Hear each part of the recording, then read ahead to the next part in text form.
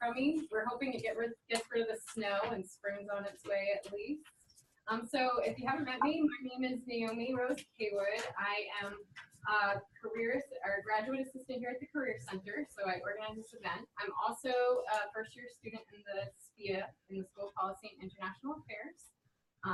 So I just real quickly wanted to thank everybody for coming and let you know we're going to have some food starting at around 6:15. They're going to come in, so we'll have time to mix and mingle afterwards with some of the panelists. I want to thank the panelists for being a part of this event. I know I harassed you with emails quite a bit. And Hannah is Washington, D.C. from a distance. Thank you so much, Hannah. But I'm going to introduce, this is Mandy Barrington. She is going to be a moderator for the panel. She is a second-year SPIA student here at the University of Maine.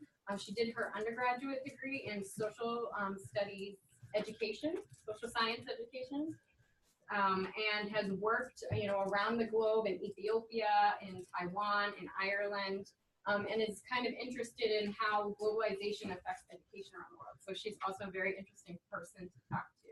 But without further ado, Mandy Barrington, take it over. Thank you. Thank you, Naomi, and welcome again to everybody. And I must say that we made a great decision to be here tonight because we have absolutely outstanding individuals that we get to spend the next hour with. And I've interacted with all of them. I've had class with about half of them. And what I can say is that they are all interesting, have many stories to tell, and will answer your questions very candidly. So please ask away. Before I introduce them, though, I just want to say a thank you to Naomi. Whenever you're planning something like this, organizing people with busy schedules, promoting an event, it takes a lot of effort. So if we could just say thank you to Naomi. So I'm going to introduce our panelists for tonight. You have their bios. So I'm not going to read the whole bios, but I just want to give you context for each of them. I'll start with Hannah Hudson, who is Skyping in from Washington, D.C. She is an alum of UMaine in the Global Policy Program. After graduating, she joined the CoGroup. Her work is focused on defense, metals and mining, internet and consumer product sectors. She interned with the U.S. Commercial Service in Chile, where she also acted as a translator and guide for business matchmaking sessions throughout Santiago. Thank you for being here, Hannah. Thanks, Mandy. Yeah. And we will do our best to work with the technology. And no worries. I'm trying to position myself so I can see, but you might want to put your hand up when you are, if you want to cut in and say something. All right. Also joining us is Professor William Farrell down here in the end. He is currently the principal consultant at Swordfish International, but also a professor here at UMaine. He's worked for USAID in Central Asia, where he was also seconded by the U.S. Department of State to the Organization for Security and Cooperation in Europe to be involved in the peace negotiations in the civil war in Tajikistan. Prior to launching his consulting business, he served as vice president at Mercy Corps. He's a graduate of Tufts University Fletcher School of Law and Diplomacy and regularly speaks internationally and domestically on topics of fragility, and also has many interesting stories. I'm interning with him right now and get to hear some of those. So thank you, Professor Farrell, for being here. Let's see. Next we have Professor Ken Hillis. He's retired from the State Department in 2013, and he's been teaching here at the School of Policy and International Affairs, but continues to work intermittently as a senior inspector in the State Department's Office of the Inspector General. He served as Deputy Chief of Mission at the U.S. Embassy in Warsaw, Poland, and at the U.S. Embassy in Prague, Czech Republic. He was a faculty member of the National War College. He speaks Italian, Spanish, Russian, and fair Polish and Portuguese. And he's also a graduate of UMaine. So thank you. Next is Dr. Dan Sandweiss. He is currently our director of SPIA, but also a professor of anthropology and quaternary and climate studies here at UMaine. He's an archaeologist who's interested in maritime adaptations and climate change in Latin America. In 1987, he founded the peer-reviewed publication series Andean Past, published by Cornell University Latin American Studies Program, and continues to serve on the editorial staff. He was president of the scientific committee for the Foundation for Research and Exploration on Cultural Origins, and was the chair of the Society for American Archaeology's Committee on the Americas. So thank you, Dr. Sandweiss, for joining us tonight. Next, we have the power couple here at the end, Ambassador White and her husband, Stephen Cooper. Ambassador Pamela White began her international career as a Peace Corps volunteer in Cameroon. She joined USAID in 1978 and served as an executive officer in Senegal, Haiti, Egypt, South Africa. She also held the deputy director position for East and Southern Africa and served as the mission director of USAID in Mali, Tanzania, and Liberia. Ambassador White was the ambassador to the Gambia, ambassador to Haiti, and currently she is a senior consultant to the West Africa Regional Mission in Ghana, and she is board member of the University of Maine School of Policy and International Affairs, and she's also teaching a class this semester, which Naomi and myself and Evan are a part of, and it is fabulous. And she's also a graduate of Maine. And her husband, Stephen Cooper, retired from USAID in 2013.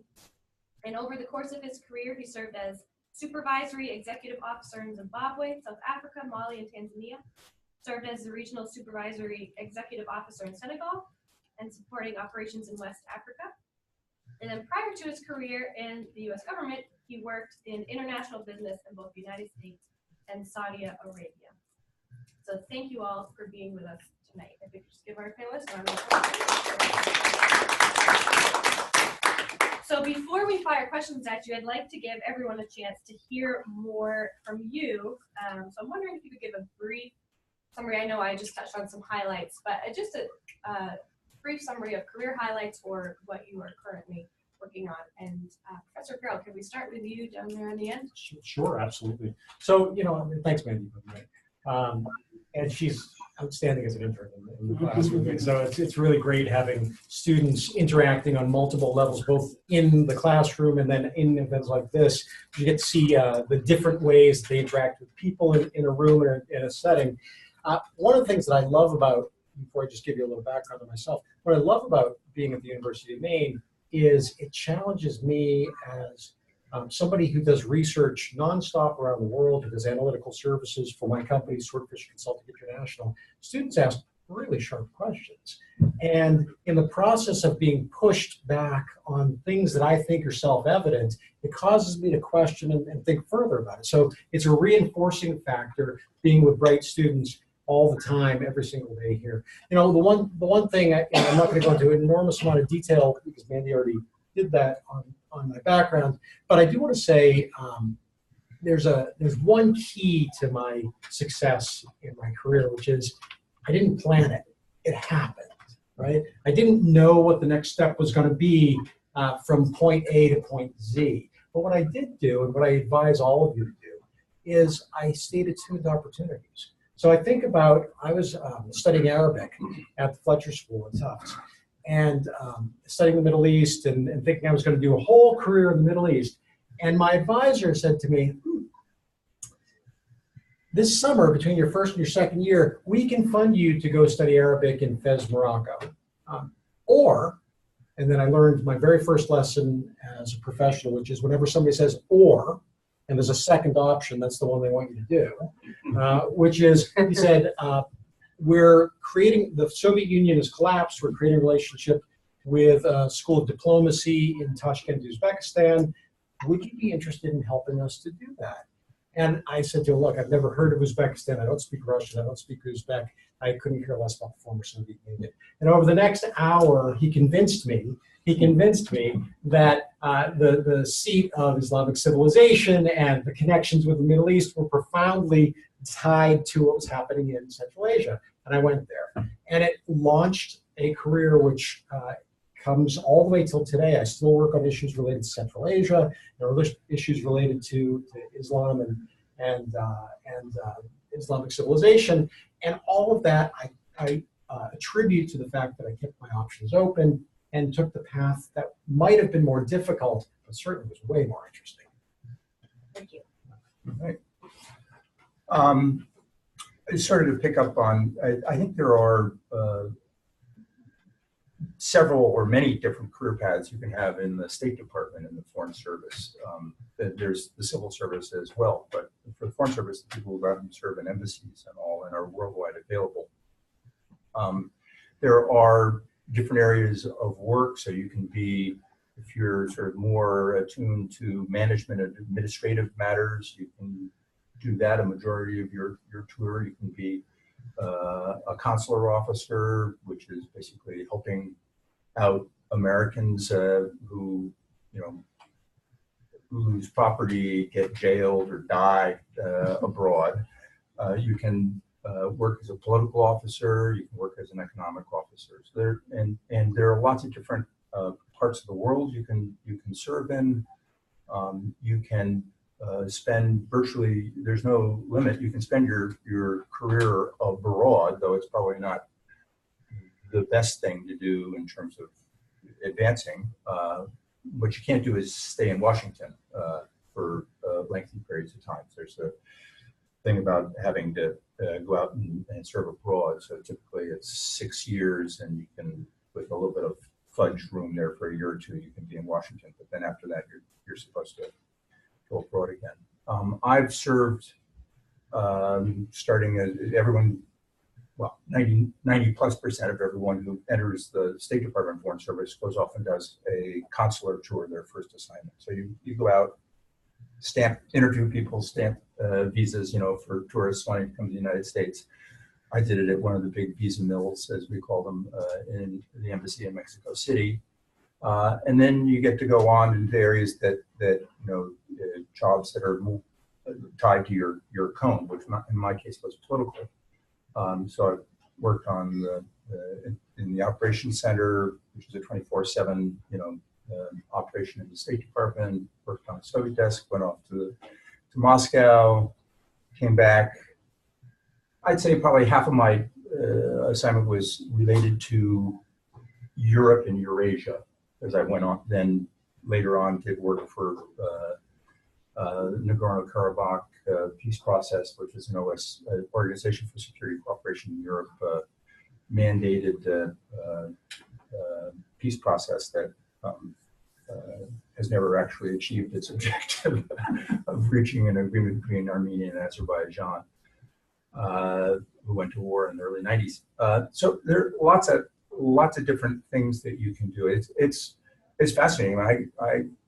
My first day in Moscow, I was denounced on Soviet television, which was normally a career stopper in those days. You next day would be typically you'd be told you have to leave, and I wasn't. Long story about how I found out why not, but it took 15 years until I saw Edward Shevardnadze then explained to me what had happened. But I've met Nelson Mandela. I've interpreted for Boris Yeltsin. There's lots of you get to meet some interesting people. You get to meet some pretty thuggy people sometimes too, depending on where you're assigned and what your responsibilities are. But that's interesting too. So let me stop there. But I do think there are lots of different paths that people may not be aware of in terms of foreign service career. Sure. Dr. Simon. So I'm a little bit different because the people I work with have been dead for a long time. I think all of my colleagues are sort of working with living people and hoping to keep them alive and prospering. And for me, if they haven't been dead for these 500 years, it's just not interesting. I'm an archaeologist. I do my work overseas, so I think that's probably part of why I'm here. But why I'm here more generally here at the University of Maine, getting to be an archaeologist, really, I want to pick up on what Bill said. It's a series of fortunate accidents and seizing opportunities when I had them. I went to college to be an English major, and then I had to take a gen ed course, and I didn't want to take a real science course, so I took an archaeology course. It was kind of neat. So I took another one, and I was one of 5 out of 60 people who didn't fall asleep every day. So, all right, that probably means something. And then I went wholeheartedly into archaeology. I was going to go, following my sophomore year, I was supposed to go to Iran with one of the professors who was trying to get a grant, but he didn't get his grant. So I ended up in Mexico and Guatemala with a grad student. And then I wanted to do that, but the professor who taught that had been to Peru, so he taught about Peru. I took that course and I said, wow, that's really cool. So I went to Peru, and then I've been doing that for almost 40 years now. I got hooked.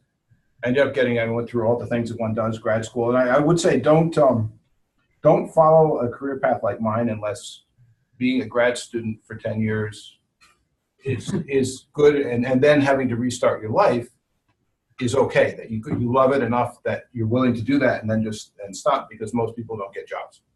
They do the 10 years and then that's kind of it, or maybe a few more years hanging out on the edges. They don't get. I got lucky, as I often do. I was about to finish. I was in a hotel line in northern Peru, and there was this older gentleman in line in front of me. This is a very long time ago, and you tell by the next part of this. The clerk said to this older gentleman, "Dr. Heyerdahl, you have a telegram." This is like before, before there was any internet or anything. And I don't think most of you know who he was, but he used to be very famous. He was a Norwegian explorer who sailed a raft across the Pacific in 1947 called the Kon-Tiki, and showed that ancient people, South Americans, had the technology to cross the ocean. Whether they did or not, it's another question. And then he did many similar things throughout his life. So I told him who I was. I introduced myself, and he said, "Oh, we need to talk. Meet me in the bar in the afternoon." So instead of leaving, I met him in the bar. We talked for 4 hours. And at the end, he asked me if I knew a site. He said, "I said, yes. You want to work on my site?" I said, "Yeah, in 6 months I'm done. I have no job." And he said, "Great. Do you think your university would like to pay for it?" And I said, "Well, he's a sponsor." And I said, no, even the faculty have to get outside grants. I'm just a grad student, so that won't work. I said, "Well, okay, here's my address. Give me your address. See what you can do to get down there. I'll see what I can do to get you down here." And he gave me a book and signed it. And I said, wow, I just spent 4 hours with this really cool guy who I'd known about since I was 12 years old. I'd read Kon-Tiki, the book. That was July. I figured that was it. October, I got a call from some woman who said, "So-and-so of Timex wants to talk to you," and she wouldn't say what about. I almost hung up thinking I didn't need another watch. By curiosity, I talked to him, and he said, "Dr. Heyerdahl called me up, and he wants to know what you need to go work with them at that site for the next 1 to 3 years. FedEx or fax me your proposal in 2 days because I'm going to Europe in 5. And then he put me back in the secretary to get the address. I had to FedEx because faxes had just been invented. I didn't know what they were. I was embarrassed to ask. So I asked the secretary, what does this guy do? And at the time, he said, what does he do? He owns it. The Olsons, his name was Fred Olson. They're the richest people in Norway, and they're old family friends of the Heyerdahls, and Tor's family spent World War II with them in Connecticut. So whatever Tor wanted as a national hero of Norway, Fred and a family friend, Fred Olson, would give it to him, and he had the money to do it. And they have ships and shipping and oil interests in the castle in Scotland. So he said, get me this guy, Dan Sandweiss, and he did. And I ended up working for 3 years on a good salary as a consultant to Timex, digging a big site in Peru. And I basically never looked back from there. Tor came here several times. The second to last time he came, he got an honorary degree. We have another honorary degree recipient with us right here. In fact, the only talk I can think of that was actually better than Tor's was yours. Thank you. Not by much, because it wasn't much better, but it was. And he came, and the administrators had a reception for him, and being the kind of guy he was, he gets up at the reception and said, I'm really happy to be here, and I'm really grateful for the degree that you're giving me and the opportunity to address your commencement. But you got to know I'm really here because of my friend Dan, and he's got this great project going. So, I got him some money from this and that last time. That won't work. So here's a check for $20,000. Put it in his account. And then 3 months later, I submitted my papers for tenure to all the people who were in that room. So, all because I was in that line at the right time, and I seized the opportunity. And then it's just been a series of things like that. But I guess, look for opportunities, seize them, but don't follow an academic career like mine unless you're willing to do it for a number of years and then do something else. So you have to really love it that much. Otherwise, go into these guys' career. Well, you won't get rich either, trust me. That's quite a testimony for liberal arts education on how it'll be funneled back to a class that you took that you hadn't planned on taking. Very interesting. Yes. Ambassador White. Yeah, one thing about people that serve in the international world, they love to tell stories. And I am no exception, believe me, as my class knows. But wonderful. Yeah, I knew from a very young age that I really wanted to be a journalist, and that was mine. There was no doubt in my mind. From, I don't know, 7 or 8, and I'm not exactly sure, but I love to write, and I love to the news, and I love gossip. So I was set on that, absolutely set on that. And then one day in my high school, which was at Little here in Maine, a group of people came from Peace Corps. And it was right in the middle of Vietnam War, and my cousin, my favorite cousin, had been shot down and was at home here in a hospital in Bangor, actually. And tubes coming out of every part of them. And I looked at this wonderful guy and thought, oh, God, there's got to be a better way. And this Peace Corps group showed up at my high school. I think it was the last time they ever visited. A little take pictures of today. And they said, if you want to make a difference in the world, you don't have to join the army. You can join the Peace Corps. So I went home and told my dad, who was a Marine, and was still a Marine, if you ask me, at 96. And I said, I'm going to go to the Peace Corps. And he said, no, you're not. And I said, oh, it's going to be a wonderful life. I'm going to go to Africa. I'm going to save Africa. And he said, no, you're not. You're going to go to the University of Maine. You're going to get married. You're going to have kids. And I planned it all out. And I said, well, that plan's just not going to work. And, I was 18 at the time. But 4 years later, I was on a plane to Africa. And I had a wonderful time at the University of Maine, by the way, as a journalism major. But I really wanted to go to Africa and save Africa. So I got on a plane, and my dad said before I left, by the way, you've signed a contract for 2 years, and you're committed to that. You've got to stick with it, stick with it. And I said, yeah, okay, right, I'm going to stick with it, don't worry. 6 months later, he was on a plane coming to get me, that I'd proven my point, but he didn't get me back on the plane. But so I was a Peace Corps volunteer in a little village, and I found out very, very quickly that I was not going to save either Africa or Cameroon or the city or my village. They were going to probably save me, and they did. They taught me life lessons in that little village. But I did realize after 2 years in this little village in Africa that I wanted to work in some kind of development. I also realized that I did not want to be a teacher after 2 years. But now I find teaching graduate students fabulous, but I didn't want to be a teacher of small kids. And so I embarked on a career mostly in Africa. Lots of people in AID and state served in several regions. I did not. I spent my first tour as a Foreign Service officer was in Haiti. As a junior, nothing. And my last tour was as the U.S. ambassador to Haiti. So it was very nice bookends on my career.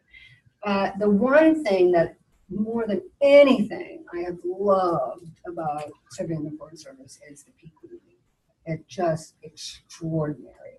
Sitting in the Sahara Desert talking to a tribe of Tuareg chiefs, sitting under the tree with a bunch of African women who want to tell me that they're sick of having 8 babies, that they don't know what to do about it.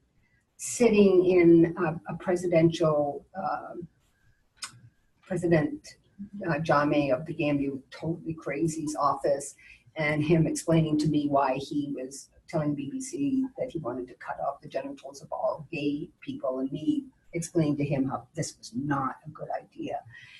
Whether it was presidents or it was Tuareg tribesmen or women, it just was constant feeding into the people. People make a difference in this world. And if you can connect with people, then you've made a little step in the right direction. Thank you. Yeah, I'm a little different because I grew up overseas. My father took us from Guam to Kathmandu in 1959 when he joined the predecessor of USAID, the Office of Overseas Mission. So I sort of grew up, and then when it was time to go to the university, I said, well, I'm going to study business.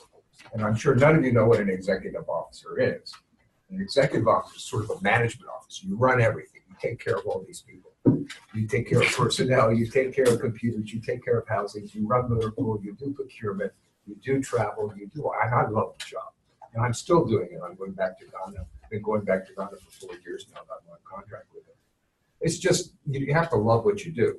And so once you found what you love to do, it's just so invigorating. I always wanted to go to work, always wanted to do something for the people that I serve, not only the Foreign Service nationals or the U.S.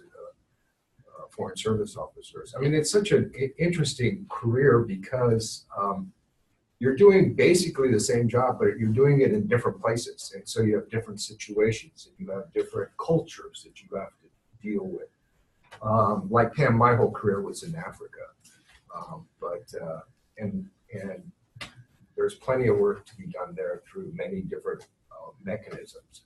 So I'm sort of I rose through the ranks just by making sure the trains ran on time and people were as happy as I could possibly make them. So they could do the job that they were sent there to do. So that was sort of where I came out with why I chose or ended up what I was doing. Kind of a very important piece of the well-oiled machine, nonetheless. Well, it's not always well oiled, but you try to keep it oiled. You can't be as a yoga. Yes, yeah, okay. That's right. Hannah, could you give us a brief update of, I know you're significantly better than most of these people, but just what led you to make the decision of the career position you're in now and current updates on what you're doing? Yeah, thanks, Mandy. It's so great to be with you guys today and to hear from the folks on the panel here. Many of them are my professor before, or folks I look up to a lot in the UMaine community. So thanks for having me.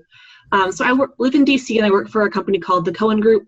It's an international business advisory firm, which is just a lot of words that are consultant speak sometimes. But we work with companies who are operating abroad or here in the U.S. and are doing business. So it's a lot of helping them figure out if they have an issue with regulations in a different country, if they're looking to make a new investment, enter a new market, they have a supplier issue. It could be any small issue or it could be a huge issue. We're working with big companies, little companies, medium-sized companies. And my work is primarily in the defense market, but also with an internet company kind of focused on Southeast Asia, some consumer product companies and mining companies focused on China. I do a lot of work with our China team as well. So I graduated from the University of Maine in 2014, just about 4 years ago, with my graduate degree from SPIA. So it's great to see Naomi and Mandy there. And started working at the CoGroup shortly after. So I went to Santiago, Chile for a few months to do an internship abroad, as SPIA required you to do, was with the commercial service, luckily, and had a fantastic time seeing how the government side of business works and the work that the folks do in FCS. And then here at the CoGroup,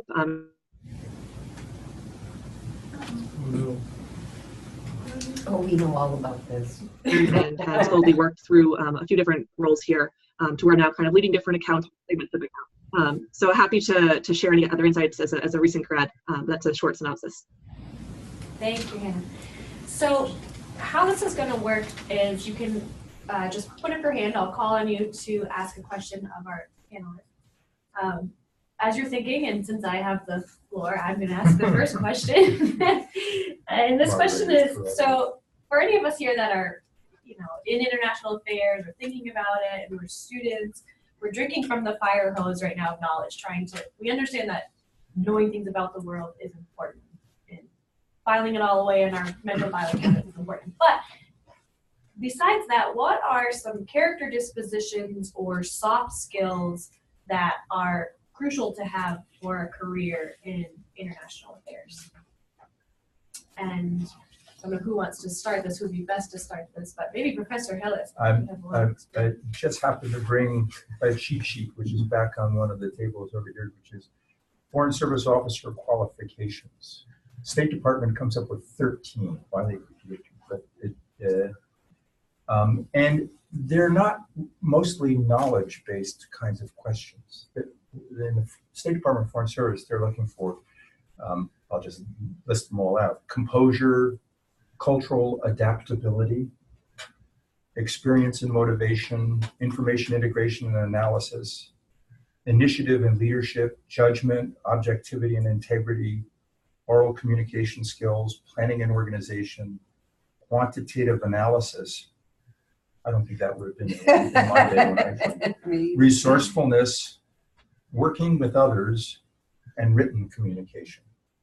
So they're looking for people who are adaptable and have sort of the whole big skill set that not very different from probably what a large private sector company would be looking for in terms of bringing someone in and grooming them for executive track position. The Foreign Service test itself has changed significantly over the years for the State Department part. I think they all have, because there are 4 different foreign services, in case you don't know. There's the USAID, there's the State Department, there's the Commercial Service, where Hannah was an intern in Chile, which is maybe a couple of hundred people or so worldwide. And then there's the U.S. Agricultural Service, which is a couple of dozen people. So State Department is in every embassy everywhere. USAID is largely where we have development programs. And that's perhaps half of all diplomatic missions we have abroad. Foreign Commercial Service, maybe a quarter or so of all U.S. diplomatic missions, and the Agricultural Service, I think it's probably no more than a dozen to 20 approximately. So that gives you a little bit of an idea of what they're looking for. And those are the things that they try to test you on more when you go into this, if you get past the written test phase, when you go for your what they call oral assessment. So you get an interview and you do some role playing that seeks to try to determine how you line up with others on this scale of different skill sets. Yeah, Professor.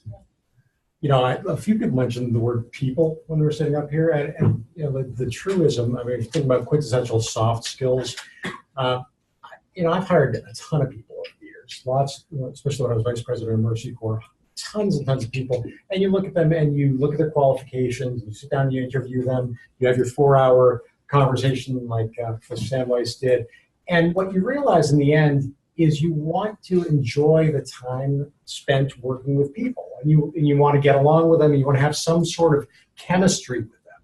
And the reality of my entire career, if I think about every job I've had a good relationship with the people before I even started working with them, or somebody in their company, or somebody that knew them, and it opened the glide path to get in. But that soft skill, I mean, the personability, the ability to connect with people, networking, part of this game, especially in identifying jobs, is seeing who you know and where they are and talking to them and learning about what they do and having the opportunity to show who you are as a human being, right, and being interested.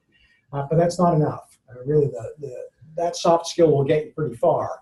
But the other piece is a differentiator. So in my particular case, I differentiated myself from the pack by going to some obscure place. In the example I gave you at the beginning, I went to Tashkent, Uzbekistan, middle of nowhere, end of the Soviet Union. I was the only American that most of these people had ever seen, or European for that matter. And if I fast forward just a couple of years after that, I was graduating from graduate school, and the Department of Energy was looking for somebody to join a Caspian Sea task group that was focused on energy security issues. And because I knew a bit of the former Soviet space, I knew a bit of Central Asia, they said, yeah, you're great, let's bring you on board. And then somebody called me up about another job related to refugee relief work. Not related. These types of jobs are not substantively related, but they had a geographic differentiator. And when September 11th happened, I was at a briefing at the State Department, or at USAID actually, and Andrew Natsios, who's the administrator at the time, was giving a briefing on U.S. government response after September 11th. And I asked a question about what was going to happen with Tajikistan and Uzbekistan and Kyrgyzstan, and he clammed up at that moment. He said, look, I can't answer that question. It's not the right moment for me to talk about this. But afterwards, he came and he found me, and he said, no, let's stay in touch, and let's find out what you're interested in, and maybe we can talk about some work in Central Asia. And I went out actually shortly thereafter and led the post-September 11th stabilization work in the 5 Central Asian countries. Part of that is asking good questions, differentiating yourself in that particular case geographically, and third, staying in touch with people and being a good conduit for relationships. The final thing I'll say on this is don't stop learning. Right? So we run an analytical services firm. We provide support to private sector clients and governmental clients worldwide.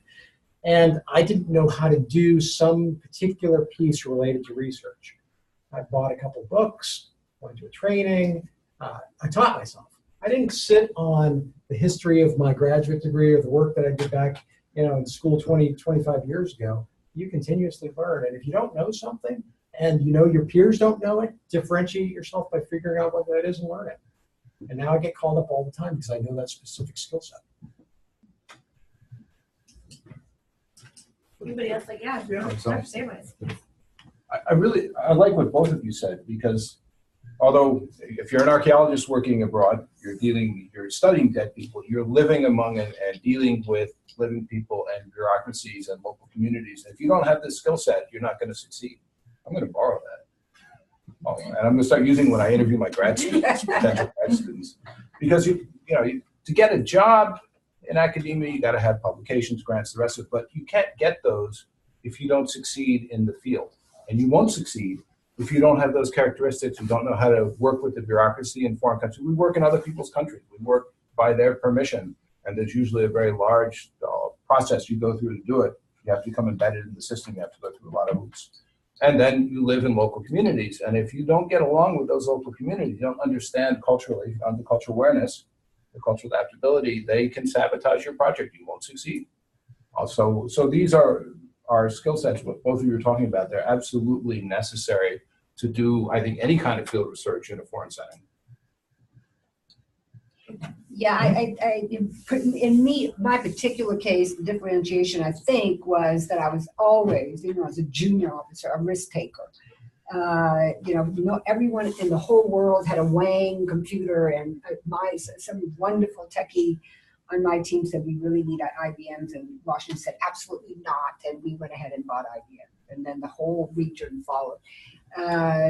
You just got to step out of your comfort zone from time to time. But the people skills is a soft skill, but if you're not someone who doesn't like dealing with people, truly this is not the career for you. And that's true of lots of people. It doesn't mean that you can be a shy person. You don't have to be like triple whatever I am on the outside, off the edge of the extrovert line. But you do have to enjoy dealing with, listening, understanding, learning from other people. You're not going to be happy in this line of work. If you're a really techie person, like to sit behind the computer all day, probably not the best career choice. So I think the risk taking, creativity, it's rewarded.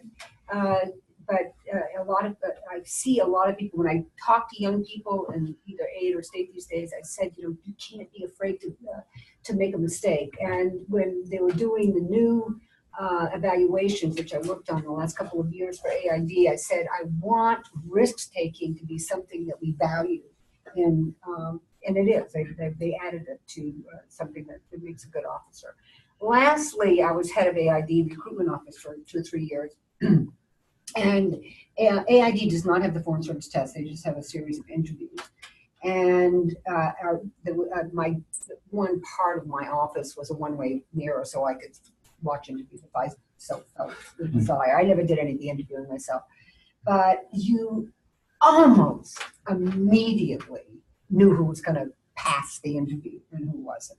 There was a way they had their shoulders set, the way they were dressed. There was a certain self-confidence that that person clicked.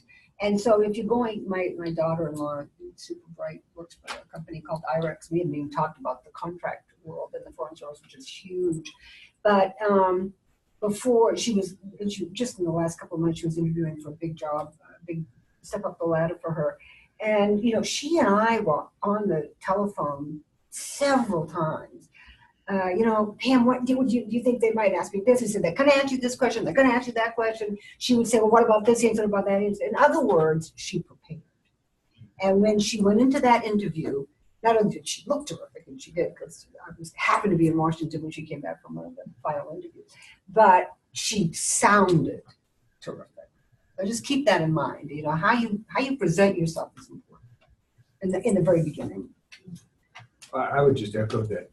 Communication skills, I think, are really key, because if you're not concise and clear and have a compelling argument for whatever you're doing, it's very difficult, especially in the international world where you're dealing with different language maybe, or a different culture. So that is really, but also dovetailing with that is enthusiasm and passion for what you're doing. because if you don't have that, then you're not going to learn your trade well. And so you have to show that, and that will separate you from your peers. And you'll stand out if you can present yourself and express yourself both orally and in writing, and make a compelling argument to whatever position you have. It will go a really long way. But you also have to have that passion for learning and learning and for what you're doing, because you're learning your job. And nobody expects you to know the job on day one. You're going to have to learn it. And you just don't. It just doesn't work that way. Hannah, I don't want to leave you out. Is there anything you'd like to add to this question of soft skills, character disposition? Yeah, from an entry-level DC perspective, folks here, if there's a job opening, there's probably, hundreds of people applying for it that all have master's degrees, all did a really good job in school, maybe went to a school that, was one of the top ones, like a Harvard or a Yale, that kind of thing. So if you're, in the city and you have a master's degree too and a good GPA, you're not going to be that different on paper, probably. You probably had a couple internships and things like that. So the skill sets that really are important are your ability to build relationships. Networking is not my favorite thing to do, but being able to manage that and be okay with reaching out to folks and figuring out who knows who. And for me, UMaine was that connection that helped me find where I wanted to go next. Teamwork is crucial. For our office, if you're not able to work on a team, it's known within a day, and that person probably won't be sticking around for a month or so. Move fast, and we have to be able to communicate as a team effectively, and share ideas and be comfortable taking risks to make a mistake or present an idea that might not be what is used at the end of the day.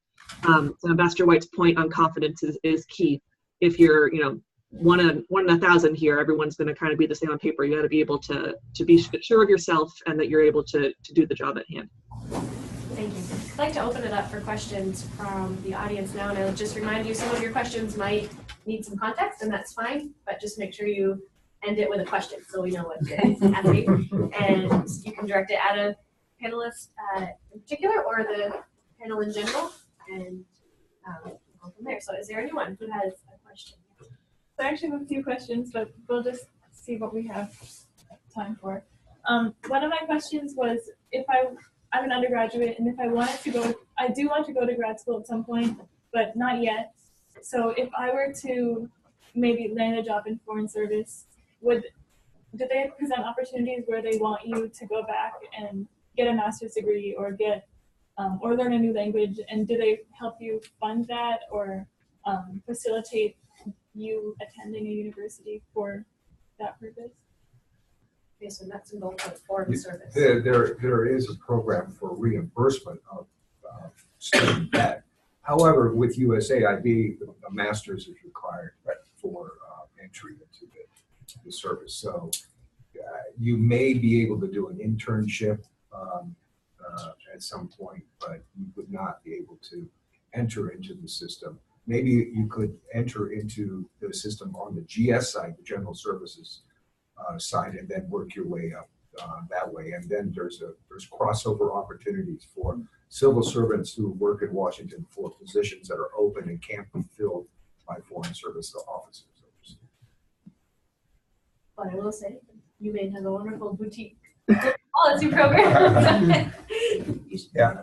So the State Department is a little bit different. You don't have to have a graduate degree, though a majority of people entering classes do have those people have graduate degrees, but not a requirement. Language in the Foreign Service is the State Department trains you. If it's sending you off to what's considered an easy language posting, it's 6 months to go and learn French or German. Those are supposed to be the easy languages. It's a year for Slavic languages, and it's 2 years for Chinese and Arabic, and also they literally 8 hours a day. You do nothing but study the language of the post that you're going to. Now, not every position in an embassy will necessarily be what we call a language designated position, but many are. And if you're being assigned to one of those, they train you up before you go. So And to answer your question in terms of graduate degrees, yes, there are lots of opportunities. The State Department sends mid-career officers off to Princeton and Harvard and lots of other places to get master's degrees. They also send people who are going up into this, or about one step below going into senior ranks, to one of the war colleges. So the Army and the Navy and the Marine Air Force and Marines, and the National War College, and another one. There are a couple of others as well. All take State Department officers go into every class for those as well. Some of them, it's just a small sprinkling, and others it's a fairly, like National War College is a fairly large group of State Department people who will go in, even though they're military. And you get a master's degree in all of those as well. Thank you. Mm-hmm. More questions? Naomi, and then go. I'm just wondering, in terms of, for some of you who started your career, many years ago, and you've worked into senior positions, do you feel like it's different for students entering the field now? Is there more competitiveness or more barriers, or do you think that it's remained consistent? And what advice you could give to students who are entering the field in this time? And then I guess from Hannah, since she is an entry level going into the field kind of early on, if she can offer any insight from that perspective as well. Why don't we let Hannah start? Yeah. So from my view, it's important to be okay with the word internship, I guess is my main point. In DC, that's kind of what you get for the starting point. And a lot of those times it might be paid, it might be unpaid, but finding, your ability to be comfortable with the idea of being an intern. Maybe you just finished a degree or you worked for a couple of years and you're trying to move to the city to start your next stage. A lot of times that's the way you start. And so you have to be able to take that for a couple months and then be able to move on. That's how the CoGroup works. Everyone starts as an intern and works their way up. So culturally, there's a lot of community building around that idea that you've started from the bottom and you've put in your time. Yeah, I at least at AID right now there's a hiring freeze. It's been Across the board. Oh, there you go. That's not a hiring freeze. But anytime there is a hiring freeze, there's always an end to the hiring freeze. In any case, which does be my point. So, I think right now many of my colleagues at AID and State 2 are a bit on the depressed side. I'll be frank with you.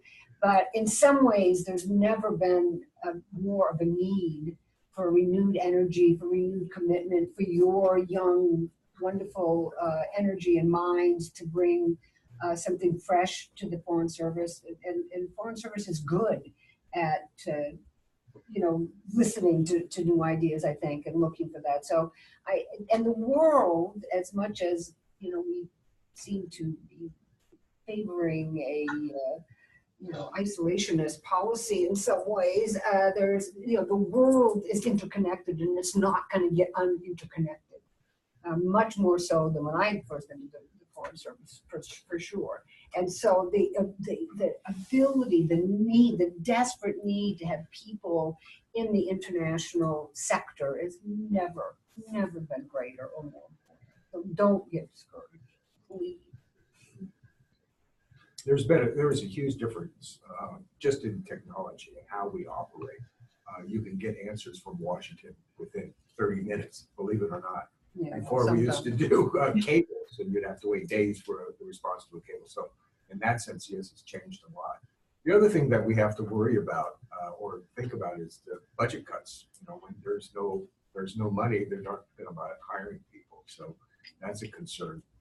And we, in USAID anyway, have many people that are retiring, and so they're not filling those positions enough or fast enough to take over those empty positions. And worldwide, there's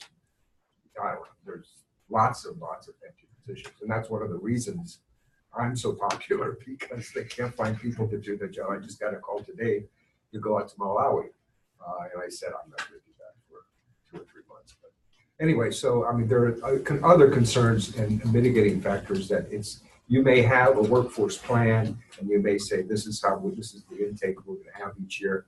But when there's no money and there's no will from the government to provide that money, it makes it very difficult for us to do our jobs. Professor Fair.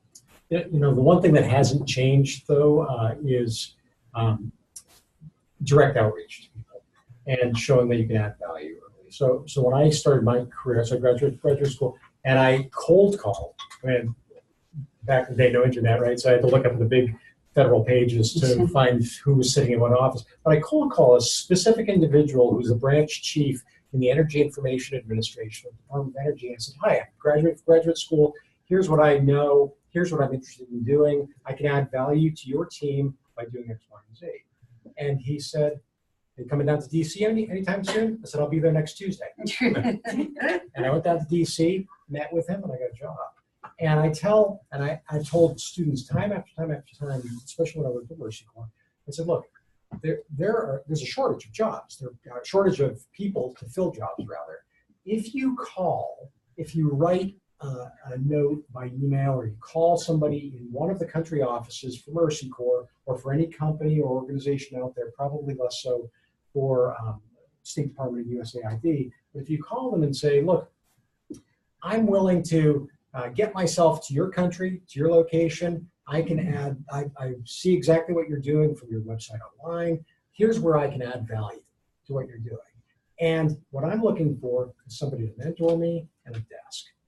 And so many people who are coming right out of graduate school or undergrad who employ that strategy, grab something. And it's an internship, like Hannah said, initially, but 9 times out of 10, it turns into a job. So if you can position yourself in a place that you're interested in, you're passionate about doing, and you have a direct connection with a human being, not through some mass monster board like application process, you're going to increase your chance of getting a job exponentially. So I would just add one thing. For the State Department, Steve's right, budget realities where they're not hiring lots of people the way they were several years ago. But now is a very good time to take the test, and there are a couple of reasons why. One, on average, it takes people who enter the Foreign Service in the State Department have taken the test 3 times. You can only take the test once a year. So, and that's on average. So you can't expect, or let me put it this way, it's probably not a reasonable expectation that if you take it once or twice, you're necessarily going to have a job. There's a whole process to go through it, even after you pass the written test. Taking the test, you learn how to take the test, and you get comfortable with it, so you get better at it as well. So, secondly, the senior ranks in the State Department, more than USAID, I think, but that's just my personal impression, has been really decimated. Well, in all organizations, when senior ranks are emptied out, it's a great opportunity for mid-level officers. They'll get promoted, and junior level officers will have to get promoted up into those middle ranks. And within some period of time, difficult maybe to say exactly, they're going to have to start hiring back again at fairly at more serious levels than they were over the last year or two. So take the test now. It takes a good year just to go through the whole process. They've tried multiple times to shorten it, but you have to get a medical clearance to determine you're worldwide available, which means you can't have any serious medical conditions, because if you're worldwide available and you're in Asmara, Eritrea, there's no embassy doctor there. There's no, it's the North Korea of Africa. I've been there. You want to be healthy when you're in Asmara. You have to, in addition to being a citizen, you got to get a clearance. And it takes them a long time. There's a big backlog to go through the whole background check to get you a clearance. So it's a long process, and starting early. You only have to be 21 years old when you enter the Foreign Service. You don't have to be 21 years old to take the test. Let's go right down front here. You had a question. Yeah, I just want to, for those who have worked overseas for years, the balance of you still have family here in the States, so you miss weddings and births and birthdays and your parents getting older and stuff like that. How did you balance being away from all that and not having to be a part of that at the same time? I can tell you the easy way I did it. I married a Peruvian. You married a fabulous bird. It's not an option we all have. I'm sorry. So work-life balance in the Foreign Service. Well, they have, they're doing a lot better. They have staff care, what they have at USA, which looks at elderly parents, and they have this paternity leave for men, and you're entitled to a trip a year.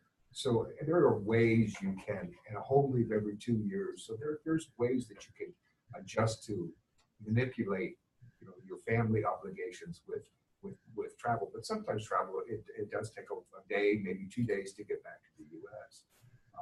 But yeah, it's tough. But with FaceTime and Skype and the internet, you're much more connected these days than were even 10 years ago. So those are some of the considerations that you can take with you, that you have these tools to stay connected, and plus you have these perks that will allow you to do some the travel. I mean, there's a guy in Ghana that's his wife and kids are in Hawaii. They'll be coming out this summer, but he told me he's on he's on Skype every morning. How you doing? I want you to do this. Well, how did your math test go? Well, I mean, I heard of 5 years ago. So I think there's ways of making that family closer today than certainly was ever in our day. And it was tough missing some of these birthdays. If you go to interesting places, you're just as likely to see more family visits than you might if you stayed home. South Africa. It's a two-edged sword. But yeah, people do like to go visit. When you have a family member somewhere, it makes it just a little bit more comfortable to go and stay with them rather than in a hotel or in a strange country. And you have to be a tour guide then also. Yes, Rebecca. I'd like to ask what the most valuable failure you've experienced is, or if that question doesn't really resonate, what's something you wish you had learned before you started, or wish you had known before you started? That's a great question. Most valuable failure goes along with what you were saying, just the way of taking risks. Yeah, I know I've had so many. But you don't want to share them. What you do when you take risks. I mean, you get your. While she's thinking, I can think of one is Wait a minute. is not involved in team and team decisions. Like if you're putting in a new telephone system and you're assigning the extension, who's going to pick up or whatever it is, and you don't get input from the different offices, sometimes you make a unilateral decision that is sometimes not the right thing that you should have done. You painted the walls red instead of blue. That kind of thing that you just need to have this communication and human touch with the people that you work with. Yeah, I can think of one example. It's a little example, but for some reason it's stuck in my mind all these years. And this was when I was not an ambassador. God knows I made mistakes there too. But it was I went to Senegal, and when you get first on the job, you have to make your own little stamp. Although I've learned over the years that you leave the stamp for about 4 or 5 months, because there's often a reason that things are the way they are, and you go in there and start, making a difference for no reason. So be careful about making changes that don't really need to be made. But in any case, this is way back in the old days when we all had electric typewriters. And IBM was charging us $1,000 a year for maintenance of the typewriters. They sent the technician, they give us spare parts, blah, blah, blah, blah, blah, blah. And I thought, that's ridiculous. I mean, first of all, most of them don't even break down every year. And second of all, $1,000. And there was this little guy that knew how to repair typewriters that sat down the street from the office. And when the IBM technician was, couldn't come immediately, we'd often hire this little guy, and he'd come in and, fix a key or whatever the hell. So I made the decision, we're going to stop all the contracts with IBM, and we're going to hire little Miss Guy down there down the street. And so, cancel concert. And I'm thinking, I've just saved the United States government, but this in my evaluation, $25,000 or more. And then the typewriters started breaking down. And it turns out the little guy down the street had a very limited knowledge of IBM typewriters. I mean, he kind of knew if there was if the thingahoo, the bow was bent on the key thingahoo, that he could straighten it out, or he could grease something that was a little squeaky. But really repairing these typewriters, the little guy down the street did not know nothing. And so all of a sudden, I've got all these secretaries screaming at me, we can't type, the guy doesn't know how to fix it, get the IBM people in here. With the IBM people are like, remember that big X you put on all our contracts, we're not coming, we don't have the technicians anymore, we don't have the spare parts anymore. And it was a total disaster. And people were screaming at me every 10 seconds. And so, and then IBM said, but if you buy 5 new typewriters, we'll see what we can do.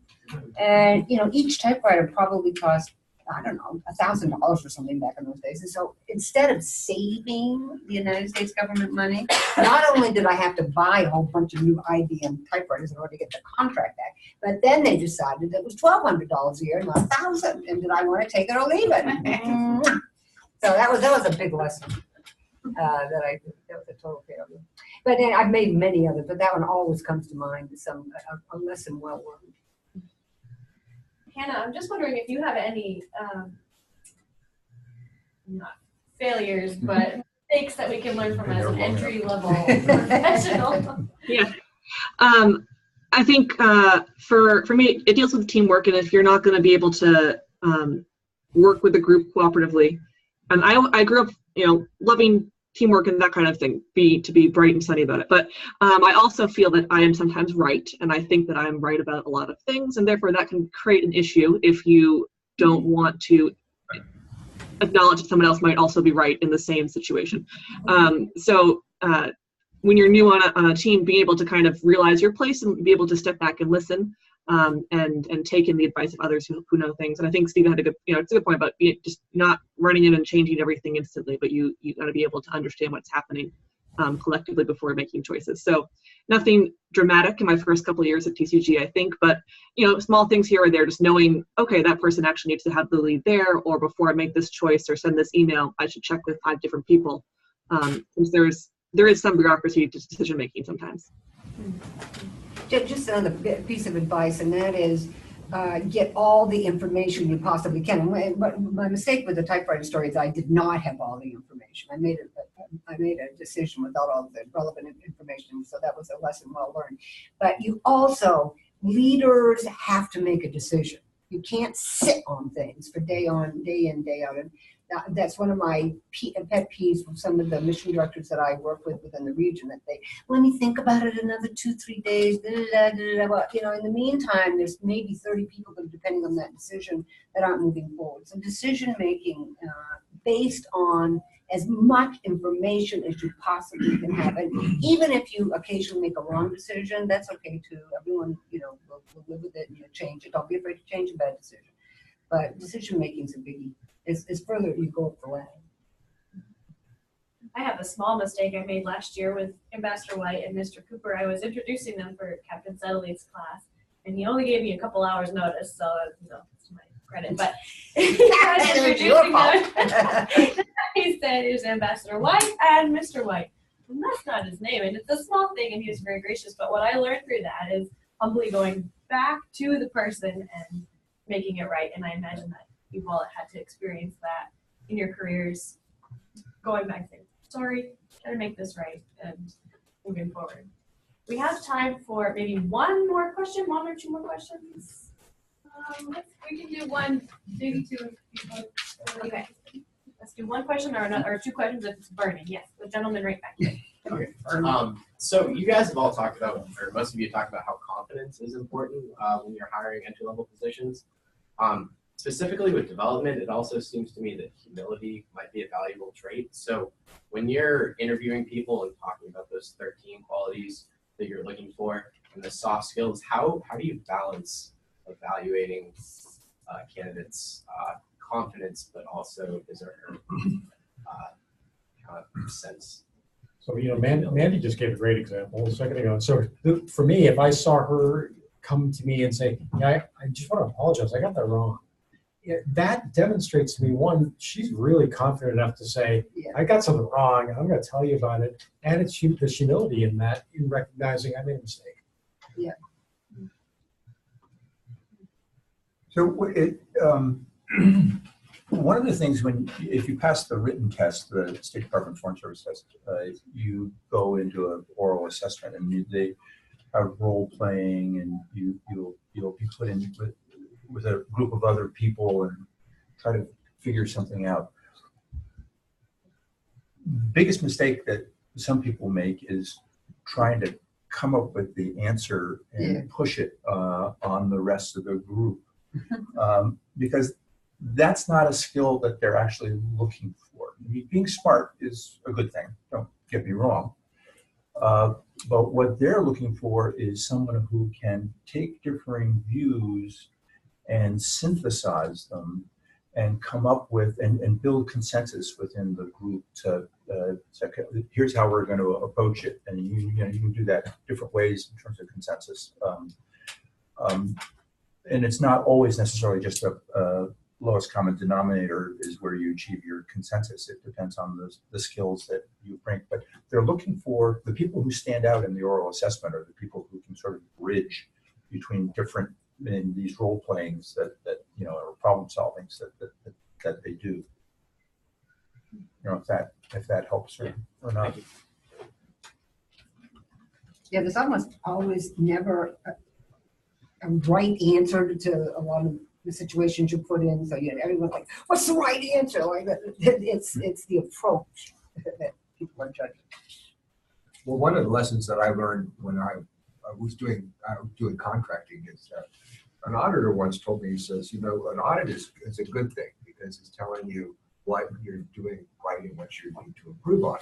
But he says that if you make a decision, just write a quick memo to the file that shows that you thought through this process. And that's if it was a gray area that you were deciding on whether to award a contract to a single awardee or whatnot. But those little things of documenting a reason why you came to a decision, I think, is also important in what people would look for. You may not have been the right decision, but at least you thought through the process and shown that you agonized over this decision, but you come up with this decision. My career is a little bit different. I worked in the study abroad organization before I came back to school. And one thing that I was noticing with the students I was working with, and they were college-age students, they were getting very frustrated that they were landing in this new country and were having all these cultural faux pas or mistakes. And they come and say, I'm just not having a good time. I had another mistake today. And they were entering with the posture that they should know and that people should accept them for who they are. And so we started to talk through this idea of humble curiosity. That's to get to your point of humility. And this idea that you enter a new country or even a new situation, even if you have to come as a leader in a leadership position, that you still enter with the posture of a student of those people, of that culture. And it just sets you up to be a question asker instead of a demand thrower. And so I think that is transferable to careers in development and foreign service. This idea of humble curiosity. So are there any final burning questions that we would like to ask our panelists? We're going to have a chance to mix and mingle with them in a moment. Okay. Just one last thing before we break up, Ms. Wheeler from Major Scholarships. Just wanted to talk to anybody who's interested in applying for scholarships to go abroad. I'm going to hand it over to her to just say a quick word. Thanks a lot for having me here to piggyback on this great event. I represent the Office of Major Scholarship. This is a new office. And I came here because I thought I was invited and I thought it was a great opportunity to point at a few scholarships that could give you a chance to put your first step abroad. And what the office does is that we meet with students, look at eligibility, and then help them during the application process so they can put in competitive scholarships. And there is, in listening to this amazing conversations, 3 of the scholarships that I work with, and I have all the lists to pass down in a minute to you, really pertain well to those fields. And they represent, they're all government funded, and they represent, they embody very well the desire of the government to give a chance to students to go abroad and become more savvy, become able to function in an international environment and to speak another language or more than another language. And I'm going to just say the names, and then I have in particular the information about the one scholarship, which is the Boren Award. So it's both an undergrad and a graduate scholarship that allows you to spend preferably a longer time abroad in a country that is critical to the defense of the government, and to study language and culture there. It has an undergraduate and a graduate component, and then it asks you to work for a year for the government in exchange for the scholarship in a way, and it is a wonderful opportunity. It's highly competitive, but there is a large amount given, and I encourage you to apply for that one. I'm going to pass them out in a minute. The other one is the Fulbright, and we have a Fulbrighter in Dr. Sandwise here, which is more general academic area one that people can apply at when they're rising seniors for going abroad after they graduate. And another one for even earlier on is the Gilman Scholarship, which awards up to $5,000 to students who have chosen a program abroad through the Office of International Program and also our Pell Grant. And those 3 possibilities, and there are others than in my list that you can look through, could be a first step to gain international experience and be more competitive in all the areas that were discussed. I'm going to pass down the information, and also I will have a larger event in which I'll explain the details of all the scholarships that I work with at the office. It will be on April 19th at the union, and I'll have that information. So thanks. All right, well, thank you very much to all of our panelists.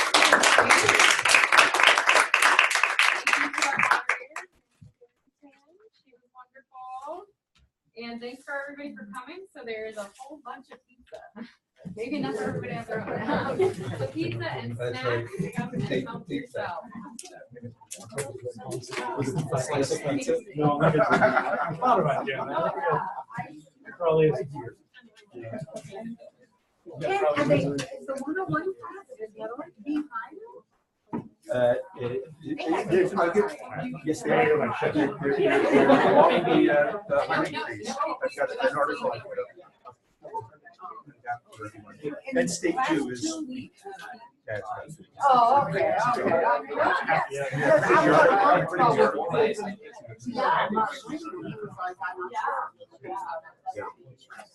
Now, whether they're actually start hiring these is another question.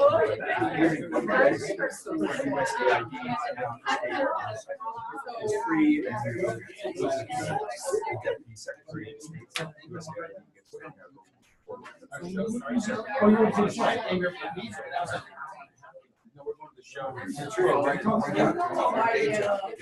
takes up to 2 years. It takes a long time.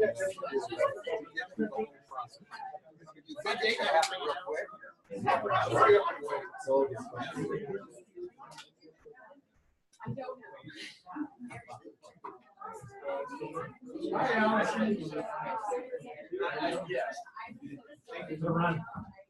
Yeah, you too. Here, nice meeting you too.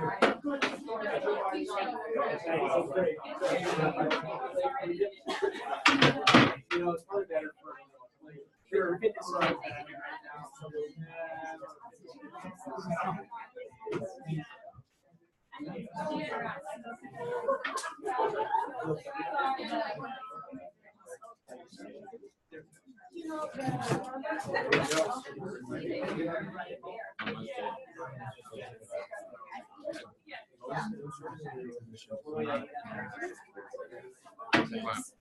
I'm very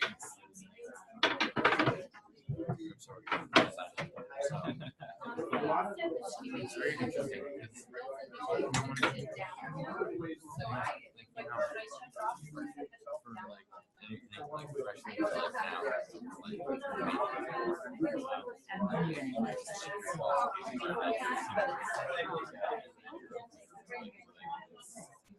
Nothing to do with anything.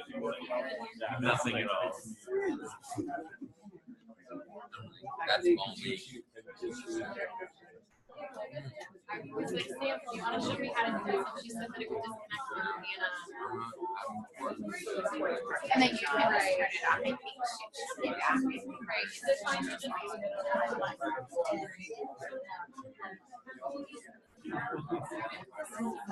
Viral, take it. Very interesting. What?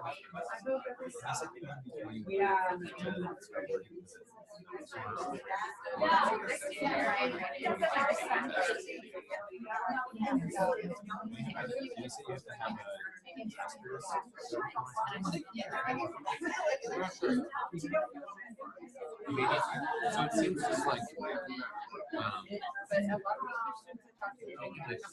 yes, like you said, job just says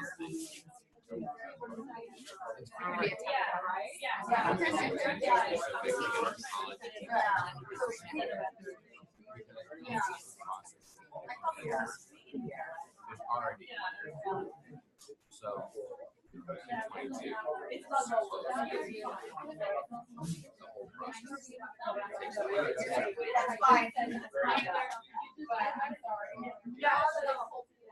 But no, I just, it's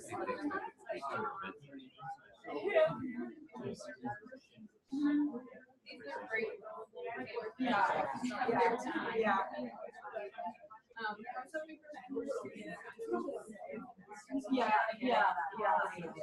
think so. So his background.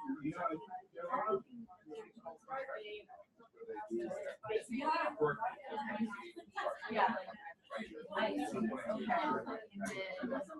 So affordable life actually and then I had recently I had a money class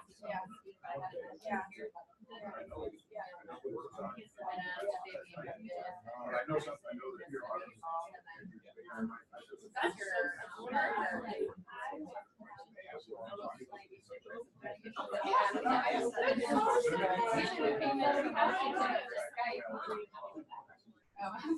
there's like funny.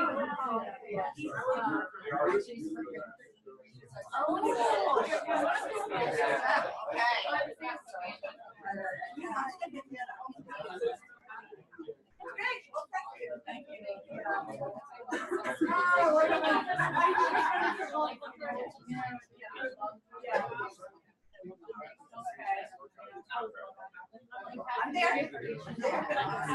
Yeah.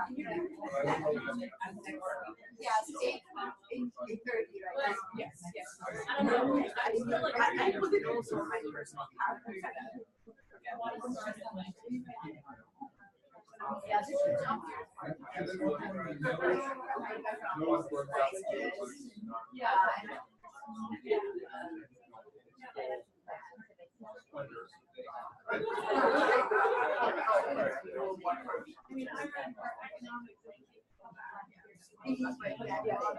Oh, okay. Okay.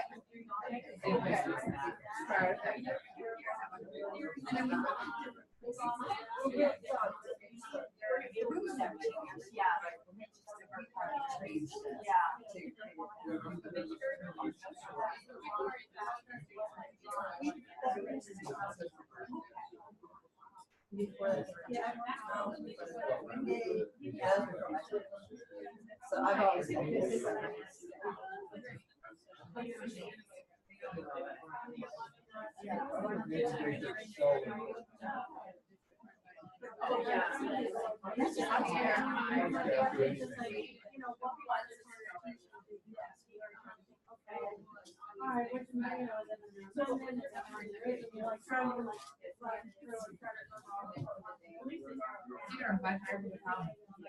Did you get to meet with Naomi?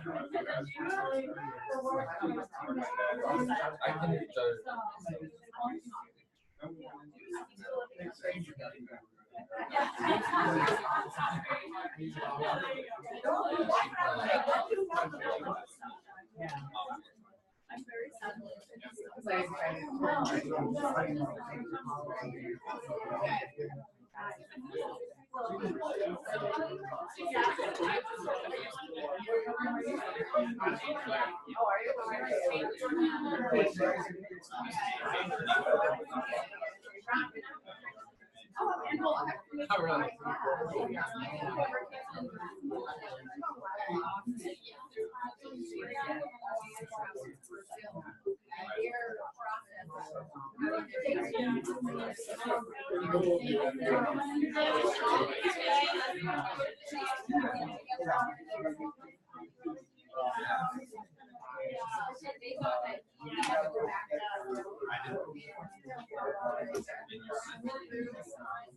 I only heard about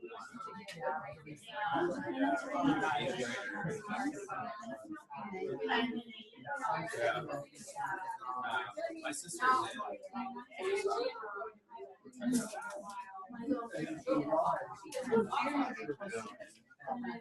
Oh, yeah, I saw it. I saw it, yeah.